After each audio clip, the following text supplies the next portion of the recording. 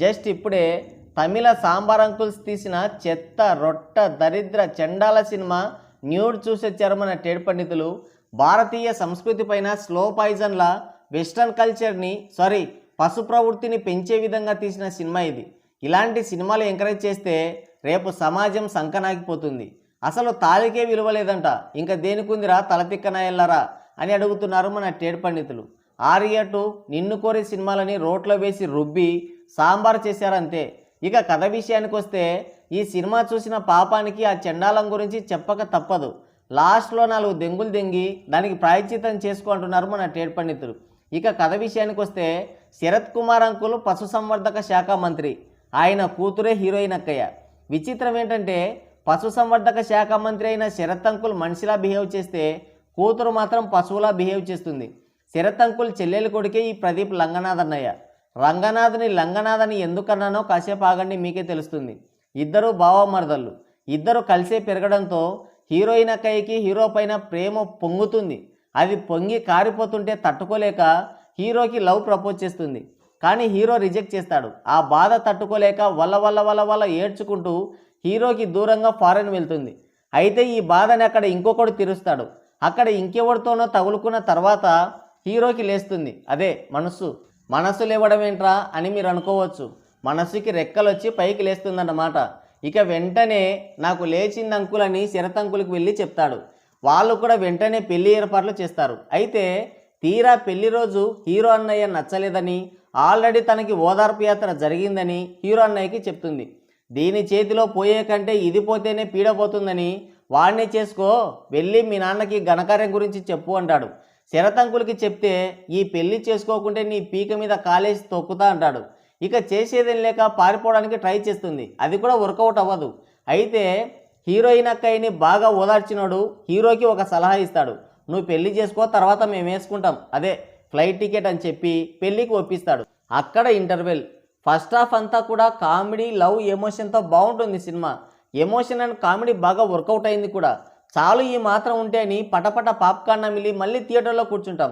మరి తాగింది దిగలేదో కక్కేదాకా తాగి రాసుకున్నాడో తెలియదు, కానీ సెకండ్ హాఫ్లో డైరెక్టర్ అన్నయ్య తన పైశాచికత్వాన్ని ప్రదర్శించాడు. ఆల్రెడీ హీరోకి హీరోయిన్కి పెళ్ళి అయిపోయింది. ఇక ఎవడైనా సరే హీరో హీరోయిన్ కలవాలి అనుకుంటారు. కానీ డైరెక్టర్ అన్నయ్య కొంత క్రియేటివిటీ ప్రదర్శించాడు. మోకాల్లో ఉన్న మెదడుని అరకాల్లోకి తీసుకొని బాగా గోక్కొని కథని కాటివైపుకి నడిపించాడు. పెళ్ళైన తర్వాత హీరోయిన్ అక్కయ్యని ఒక గదిలో ఉంచి ఆమె లవర్ని ఓదార్చడానికి పంపించి హీరో మాత్రం బాత్రూంలోకి వెళ్ళి తలుపేసుకుంటాడు.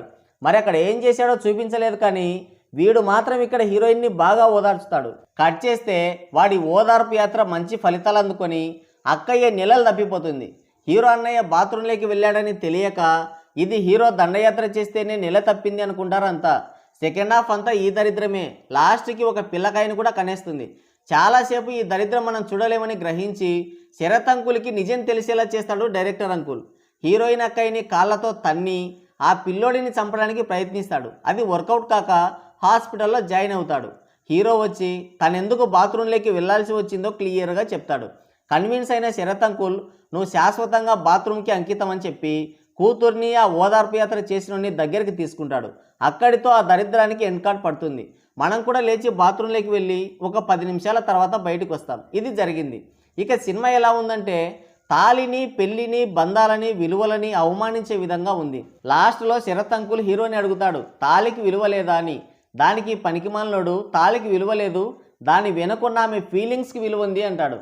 హీరో అన్నయ్య చెప్పినట్టే ఆమె ఫీలింగ్స్కే విలువ ఉంది అనుకుందాం. ఎంతమందిని రా గోకేది? ముందు హీరోని గాఢంగా గోకింది, ప్రపోజ్ చేసి మూతి కూడా నాకుతుంది. వాడు కాదంటే ఇంకెవడికో లవ్ ప్రపోజ్ చేస్తుంది. అది ప్రేమనా? సరే ప్రేమించింది, తండ్రిని ఒప్పించో ఎదురించో ప్రేమించిన వాడినే చేసుకోవాలి. కుదరలేదు, హీరోని పెళ్లి చేసుకుంది. హీరో తన కోసం తన గౌరవాన్ని, మర్యాదని కూడా సాక్రిఫైస్ చేస్తాడు. ముందు హీరోనే కదా గోకింది, మరి తన మనసుని అర్థం చేసుకోలేదా?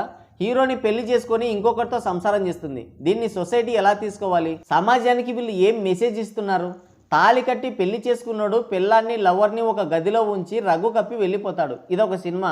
ఈ సాంబార్ అన్నయ్యలకి హిందూ కల్చర్ అంటే నచ్చదు. ప్రజల్లోకి లవ్ ఎమోషన్ పేరుతో పెళ్లి తాళి అనే కాన్సెప్ట్ పైన స్లో పాయిజన్ ఎక్కిస్తుంటారు. వీళ్ళకి వావి వరుస లేని వెస్ట్రన్ కల్చర్ అంటే చాలా ఇష్టం. ఈ సినిమాతో అది మళ్ళీ ప్రూవ్ అయింది. ఇలాంటి సినిమాలు ఎంకరేజ్ చేస్తే సమాజం సంకనాగిపోతుంది, ఇది మాత్రం కన్ఫర్మ్. సినిమా అయితే చండాలంగా దరిద్రంగా ఉంది. ఈ దరిద్రం అంతా విన్నాక కూడా మీరు వెళ్ళాలి అనుకుంటే ఎంచక్క ఫ్యామిలీతో వెళ్ళిపోండి, మిగతాది మీ పిల్లలు చూసుకుంటారు. ఓకే, సో గైస్, ఇది ఈ చండాలమైన రివ్యూ. మరోసారన్నా మంచి రివ్యూతో మళ్ళీ కలుద్దాం. Thank you, take care, bye bye.